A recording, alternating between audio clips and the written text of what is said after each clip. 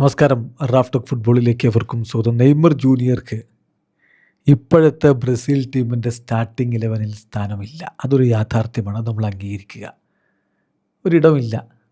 അതേസമയം സബ്സ്റ്റിറ്റ്യൂട്ട് റോളിലൊക്കെ ഇപ്പോഴും ഗെയിം എങ്ങനെ മുന്നോട്ട് പോകുന്നു എന്നനുസരിച്ച് അദ്ദേഹത്തിന് അവസരം കിട്ടിയേക്കും. അവിടെ റിലവൻസ് ഉണ്ട്.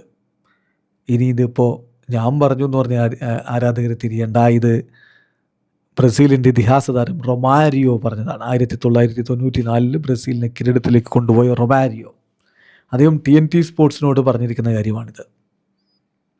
സംഗതി വേൾഡ് കപ്പിന് മുമ്പ് വലിയ രൂപത്തിൽ നെയ്മർക്ക് വേണ്ടി സപ്പോർട്ടുമായിട്ട് രംഗത്ത് വന്ന് ആഞ്ചലോട്ടി നിർബന്ധമായിട്ടും നെയ്മറെ ടീമിലെടുക്കണം എന്ന് വാദിച്ചുകൊണ്ടിരുന്ന ആളാണ് റൊമാരിയോ. നിങ്ങൾക്കറിയാമത്. ഓരോ ദിവസവും റൊമാരിയോയുടെ പ്രസ്താവനകൾ ഇങ്ങനെ വന്നുകൊണ്ടേയിരുന്നതാണ്. ആ റൊമാരിയോ ആണ് ഇപ്പോൾ ബ്രസീലിൻ്റെ കളി കണ്ട് ബ്രസീലിൻ്റെ ഫസ്റ്റ് 11 സെറ്റാണ്.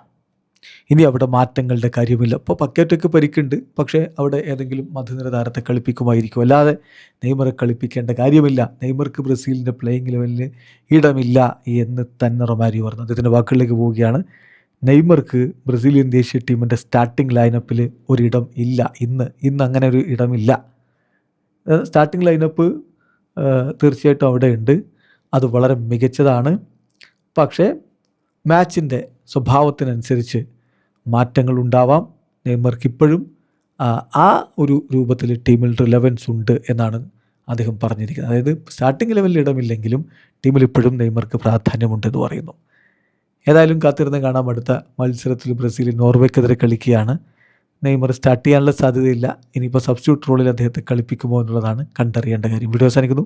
ഫുട്ബോൾ ലോകത്തെ കൂടുതൽ വിശേഷങ്ങളുമായി റാഫ് ടോക്സിൽ എത്താം.